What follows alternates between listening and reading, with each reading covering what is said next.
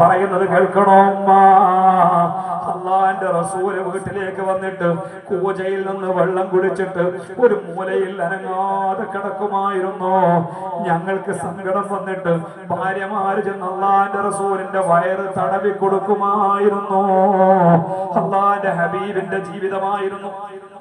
ഒരു ദിവസം ബഹുമാനപ്പെട്ട അലി ബിൻ അബീ ത്വാലിബ് റളിയല്ലാഹു അൻഹു തങ്ങള് മലയുടെ മുകളിൽ ചെന്ന് വിറക് കെട്ടിക്കൊണ്ടുവന്ന് മദീനത്തെ അങ്ങാടിയിൽ വിറ്റിട്ട് ആ പൈസക്ക് ഒരു സാവ് ഗോതമ്പ് കിട്ടി. ആ ഗോതമ്പ് ഫാത്തിമാന്റെ അടുത്ത് കൊണ്ടാക്കി കൊടുത്തിട്ട് പറഞ്ഞു, ഫാത്തിമ, മക്കള് കുറെ ദിവസമായി ഒന്നും കഴിച്ചിട്ട്, ഹസൻ ഹുസൈൻ എന്ന കുഞ്ഞു മക്കള്, നീ ഇതുകൊണ്ട് പത്തിരി ഉണ്ടാക്കുക, ഖുബ്സ് ഉണ്ടാക്കുക, എന്നിട്ട് ആ കുട്ടികൾക്ക് കൊടുക്ക്.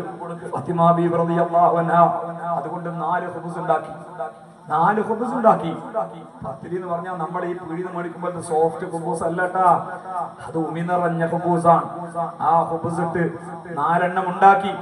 ഒന്ന് അലി ബിൻ അബീ ത്വാലിബ് റളിയല്ലാഹു അൻഹുവിന് കൊടുത്തു, രണ്ടാമത്തത് ഹസൻ റളിയല്ലാഹു അൻഹു കൊടുത്തു, മൂന്നാമത്തത് ഹുസൈൻ റളിയല്ലാഹു അൻഹുവിന് കൊടുത്തു. 4ാമത്തെ പത്തിരി, 4ാമത്തെ ഖുബ്സ് ഫാത്തിമക്കുള്ളതാണ്.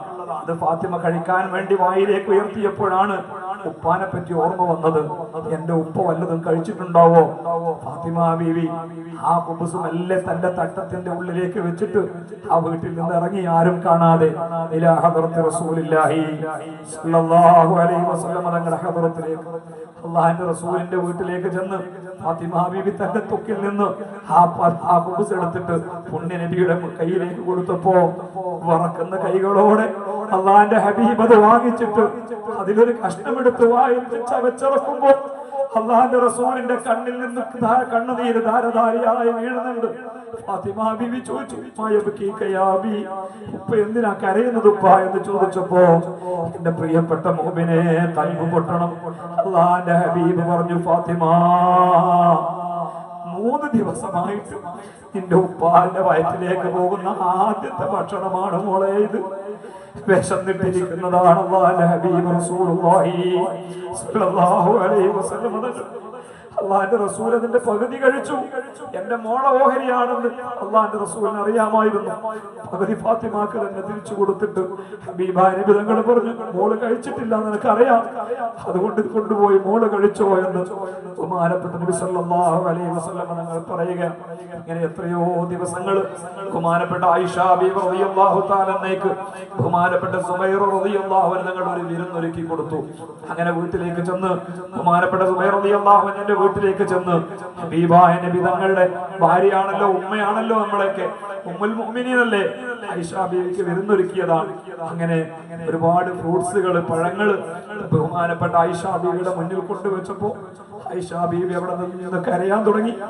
അള്ളാഹുവിന്റെ റസൂലിന്റെ ഭാര്യ കരയാണ്. ബഹുമാനപ്പെട്ട സുബൈർ റളിയല്ലാഹു അൻഹു പറഞ്ഞു, മാ യബ്കീകി യാ ഉമ്മി, ഉമ്മ എന്തിനാ കരയുന്നത്? ഉമ്മ എന്തിനാ കരയുന്നത്? ആയിഷ ബീവി പറഞ്ഞു, ഞാൻ എന്റെ പിന്നാലെ നബിയെ ഓർത്തുപോയി. ജീവിതത്തിൽ ഒരിക്കൽ പോലും ഇതുപോലെ ഒരു ഭക്ഷണം അള്ളാഹുവിന്റെ ഹബീബ് കണ്ടിട്ട് പോലുമില്ല എന്ന് ആയിഷ ബീവി റളിയല്ലാഹു തആല പറയാം. എന്റെ പ്രിയപ്പെട്ട മുഅ്മിനേ, ഹബീബായ റസൂലുള്ളാഹി സ്വല്ലല്ലാഹു അലൈഹി വസല്ലം തങ്ങളുടെ ജീവിതമാണ്.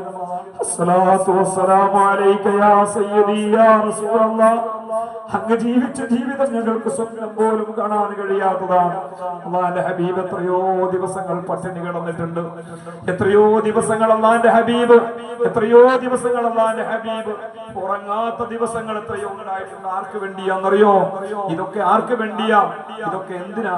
ഇതൊക്കെ നബി തങ്ങൾ സഹിച്ചത്, അള്ളാന്റെ ഹബീബ് ഇത് സഹിച്ചത് പണിയെടുക്കാൻ ആരോഗ്യമില്ലാത്തോണ്ടല്ല, നല്ല ആരോഗ്യമുള്ള ചെറുപ്പക്കാരനായിരുന്നില്ലേ അള്ളാന്റെ ഹബീബ്? ഏറ്റവും നല്ല മിടുക്കനായ കച്ചവടക്കാരനായിരുന്നില്ലേ? ഖദീജ ബീവിക്ക് ഏറ്റവും കൂടുതൽ ലാഭം ഉണ്ടാക്കി കൊടുത്ത ആളല്ലേ ഹബീബായ നബി സല്ലല്ലാഹു അലൈഹി വസല്ലം തങ്ങൾ? എന്നിട്ടും എന്തേ അള്ളാന്റെ റസൂല് പട്ടിണി കിടന്നത്? എന്തേ നബിയുടെ കുടുംബം പട്ടിണിയായത്? അള്ളാന്റെ ഹബീബ് രാവിലെ എഴുന്നേറ്റ് വരുമ്പോ ഈ തപ്പനയോലയുടെ ആ അടയാളം ഹബീബായ നബിയുടെ പുറത്തുണ്ടാകുമായിരുന്നു. ഒരു നല്ല വിരിപ്പ് ആ വീട്ടിലുണ്ടായിരുന്നില്ല. ഒരു നല്ല വിരിപ്പിൽ ഹബീബായ നബി തങ്ങൾ ജീവിതത്തിൽ കിടന്നുറങ്ങിയിട്ടില്ല. എന്തുകൊണ്ടാണെന്നറിയോ? സമയം കിട്ടിയില്ല കൂട്ടരെ. ആരോഗ്യമില്ലാത്തോണ്ടല്ല, ജോലി അറിയാത്തോണ്ടല്ല, ജോലിക്ക് പോകാൻ മടിച്ചത് കൊണ്ടല്ല, പോകാൻ സമയം കിട്ടിയില്ല. പിന്നെ എന്തേ ചെയ്തത്? നമുക്ക് വേണ്ടി എനിക്കും നിങ്ങൾക്കും വേണ്ടി എന്റെ പ്രിയപ്പെട്ട സഹോദരിമാരെ ഹബീബായ റസൂലുള്ളാഹി നമ്മൾ ഓർത്തുകൊണ്ടാ ഓരോ നിമിഷവും ജീവിച്ചത്. ഒരിക്കൽ ആയിഷ ബീവി റളിയല്ലാഹു തആല എന്ന് പറയാം, പാതിരാത്രിയിൽ എന്റെ വിരുപ്പിൽ ഹബീബായ നബി തങ്ങളെ കാണുന്നില്ല, ഞാൻ തപ്പി നോക്കി കാണുന്നില്ല. ഞാൻ എന്റെ വീട്ടിൽ നിന്ന് പുറത്തേക്ക് ഇറങ്ങാന്ന് പറഞ്ഞാൽ ഇറങ്ങുന്നത് മദീന പള്ളിയിലേക്കാണ്. കാരണം അള്ളാന്റെ ഹബീബിന്റെ ആയിഷ ബീവിയുടെ വീട്ടിൽ നിന്ന് 2 വാതിലുകളാ, ഒന്ന് പുറത്തേക്കുള്ള വാതില്, ഒന്ന് മദീന പള്ളിയിലേക്കുള്ള വാതില്. ആ മദീന പള്ളിയുടെ വാതിലിലൂടെ ആയിഷ ബീവി പുറത്തേക്ക് ഇറങ്ങി. കൂരിരുട്ടാണ്, ഇന്നത്തെ പോലെ കറണ്ടും വെളിച്ചില്ല, ലൈറ്റ് ഇടാനൊന്നുമില്ല. ആ കൂരിരുട്ടിൽ ആയിഷ ബീവി നടക്കുമ്പോ ഹബീബായ നബി തങ്ങളുടെ കയ്യിന് ചവിട്ടിപ്പോയി. ആയിഷ ബീവി റളിയല്ലാഹു തആല അൻഹ, അല്ലാഹുവിന്റെ റസൂൽ അവിടെ സുജൂദിൽ കിടക്കുകയാണ്. ആയിഷ ബീവി അവിടെ ഇരുന്നു. ആ സുജൂദിൽ കിടന്ന് കരയുന്നുണ്ട്, ഏങ്ങി കരയുന്നുണ്ട്. ഹബീബുനാ റസൂലുള്ളാഹി, ഹബീബുനാ റസൂലുള്ളാഹി, അല്ലാഹുവിന്റെ റസൂൽ കരയാൻ. ആയിഷ ബീവി ചോദിച്ചു, മാ യബ്കീക യാ റസൂലല്ലാഹ്, എന്തിനാ തങ്ങളെ കരയുന്നത്? ഇന്നത്തെ രാത്രിയുടെ പ്രത്യേകത എന്താ തങ്ങളെ? എന്തേ ഇന്ന് അങ്ങ് ഇവിടെ വന്ന് സുജൂദ് കിടക്കുന്നത്? ഹബീബായ നബി തങ്ങൾ സുജൂദിൽ നിന്ന് എഴുന്നേറ്റ് അല്ലാഹുവിന്റെ റസൂൽ ആയിഷയോട് പറഞ്ഞു, ആയിഷ, എനിക്ക് കിടന്നിട്ട് ഉറക്കം വരുന്നില്ല ആയിഷ. എന്താ ഉറക്കം വരാത്തെന്നറിയോ? മക്കളെ കുറിച്ച് ഓർത്തിട്ടല്ല, വീട്ടിനെ കുറിച്ച് ഓർത്തിട്ടല്ല ആയിഷ, ഞാൻ എന്റെ ഉമ്മത്തിനെ കുറിച്ച് ഓർത്തിട്ടാണ് ആയിഷ. ഇന്ന് ഞാൻ അവരുടെ ഇടയിലുണ്ട്.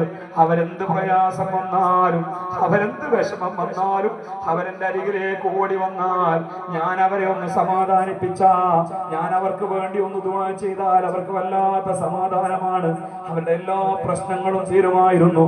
അല്ലാഹുവിന്റെ വല്ലായത